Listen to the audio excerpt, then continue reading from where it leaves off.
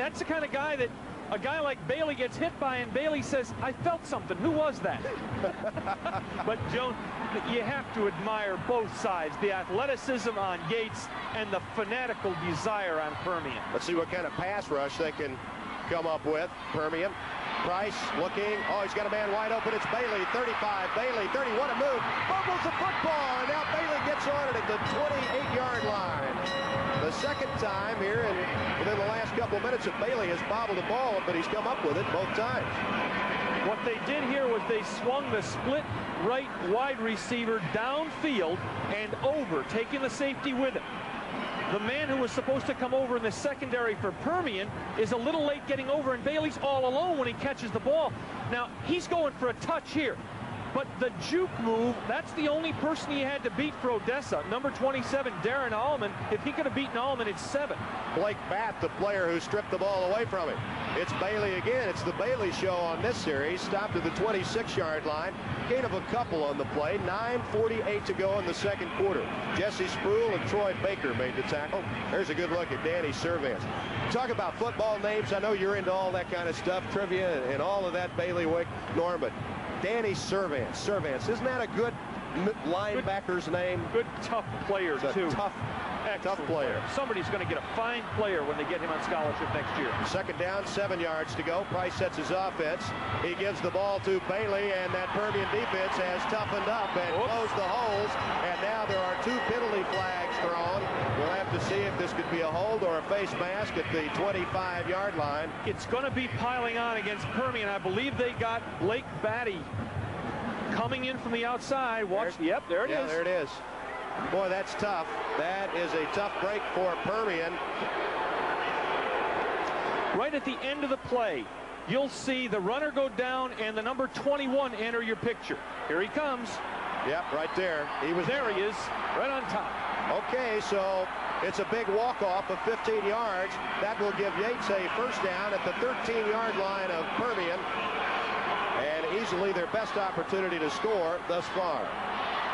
Down here, they love to run the option wide side with Price. Short Price giving the ball to Lawrence King. He stopped at the 13-yard line. Now let's go to the other sidelines, the Yates side, for a quick update from Tony. Hey, Ray, listen, watch number 83, Quentin Smith. He's got his man. He's telling his coaches he's got his man beat. He's running a little out route under, or letting the wide receiver go under him. He's going around deep. So watch him down here on this right sideline. He keeps turning around and saying, I'm open, I'm open. They're going to throw to him. Well, they put him in a slot up at the top of the screen this time. The tight end, Zeno Alexander, up to the far left. And, in fact, they are looking for him. And there's the throw off his hand, incomplete. Nice work, Tony, and you were right on top of that. They did come back and go to it. Smith was open. Price did not lay that ball out there. He zinged it out here. Smith is wide open, but there's not much touch on this ball. It's thrown very hard by Price. Yeah. Had he laid the ball up a little bit softly, Smith could have caught it and turned into the end zone, because there, as you saw, no white shirt in the picture. Third down, 10 yards to go. Third down conversions, 1 for 3, both sides. 8:31 to go, second quarter. Price. Quick toss. Oh, it is incomplete at the goal line. It had touchdown written all over it. Robert Lampkins turned in, had his man Billy Jones beaten, but it's an incomplete pass. The kicker for Houston Yates, as you see Lampkins drop a sure touch, is Quentin Smith, the wide receiver. He has 98 points kicking this year and another 72 points on 12 touchdowns. Luther Booker told me he feels Smith's dependable range is 30 yards. And this is going to be a 30-yarder. Just under 30 yards. You can see they're spotting it down at the 19-yard line. Quentin Smith trying to put Yates ahead. The kick is wobbling off to the left side. He hooked it left. It is no good with 8:23 to go in the second quarter. Still no score. And we will be back right after this brief pause.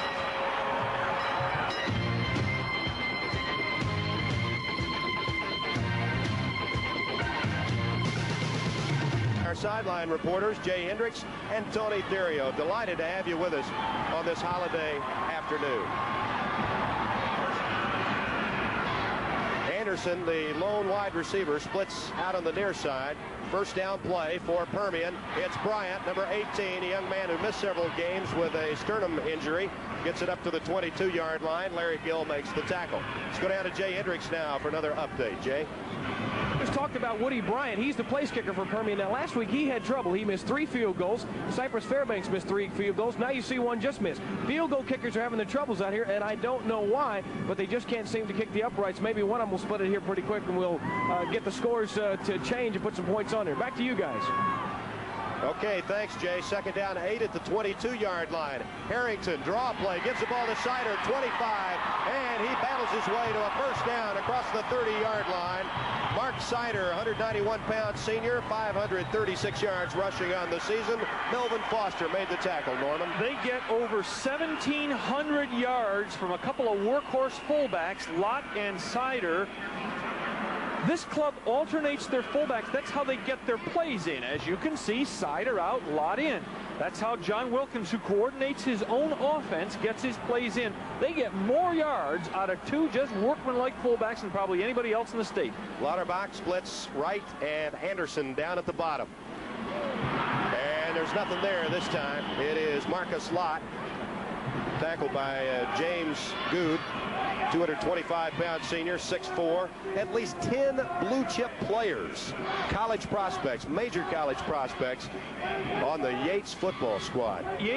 By the way, Yates has turned out people like Dexter Manley, now with the Redskins. Elvis Toast Patterson, the starting cornerback for the Giants. Reggie Phillips, the SMU defensive back that is now with the Chicago Bears. And they've got another bunch of them on this club. Second down, long yardage.